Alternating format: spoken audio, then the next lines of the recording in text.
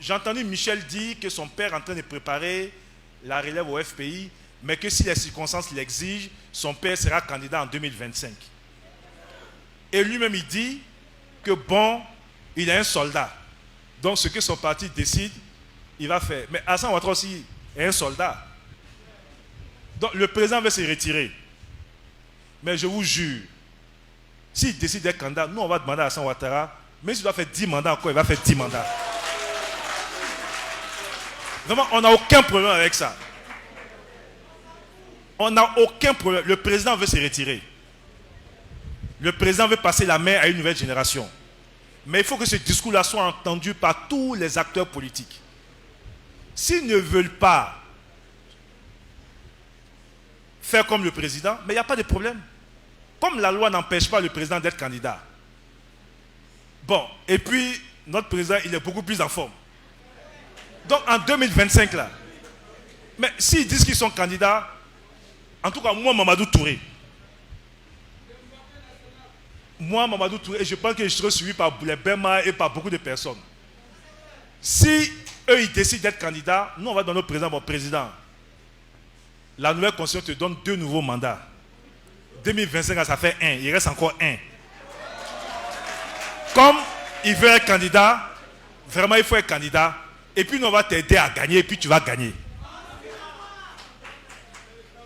Mais si les autres entendent le discours du président, et qu'ils décident, comme le président, de passer la main à une autre génération, en ce moment-là, oui, on aura donc chez les Gore un jeune peut-être qui va émerger, un cadre relativement jeune, au PDCI, la même chose, et puis le président va regarder au RHDP, vraiment parmi tous ces enfants, qui est celui qui est le mieux placé, que les autres doivent soutenir pour être candidat. Mais il faut qu'on soit tous sur le même pied d'égalité. Je dis toujours ça, mais ce n'est pas pour rire. J'ai mon enfant, tu as ton enfant. Si tu veux faire palabre, les papas se battent entre eux, et puis les enfants peuvent se battre. Mais je n'ai pas pour mon enfant pour te donner, et puis tu vas blesser mon enfant. Donc si tu veux, toi et moi, on sort, et puis on laisse nos enfants, ils vont se battre. Mais toi, tu vas te muscler sur mon enfant, mais je mets mon enfant à côté, puis moi, je vais me positionner. Donc, nous, notre papa, il est prêt à regarder parmi nous vraiment qui est le meilleur, et puis nous tous, on va soutenir ce meilleur-là. Mais les autres, leur papa n'a qu'à les laisser aller aussi. Mais si leur papa vient dans le jeu, nous, on va demander à notre papa, vraiment, leur papa est dans le jeu, toi aussi viens, tu vas te battre avec leur papa. Or, leur papa, notre papa dans l'opposition, il a frappé leur papa. Au pouvoir, il a frappé leur papa. Donc, vraiment, dans tous les sens, il a frappé leur papa.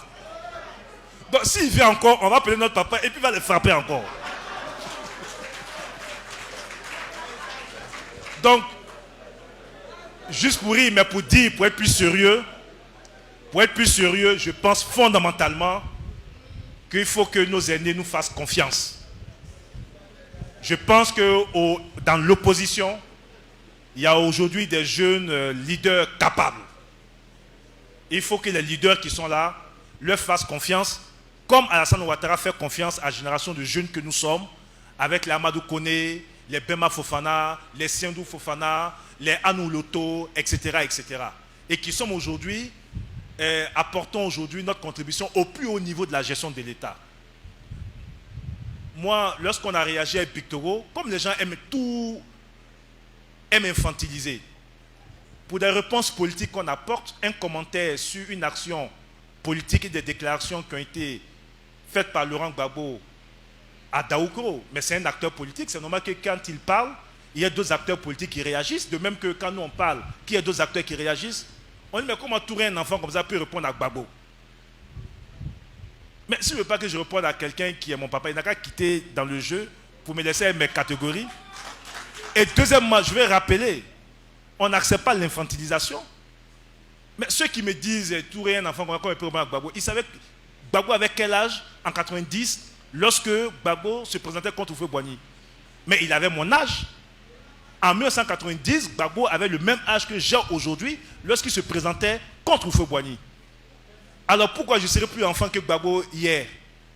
Donc s'il est sur le terrain politique, qu'il s'attend à avoir des réponses à tous les actes politiques qu'il va poser et pour lesquels on estime qu'une réponse doit être apportée. Ce n'est pas une affaire d'âge, c'est une question de débat, d'idées. Je vous remercie.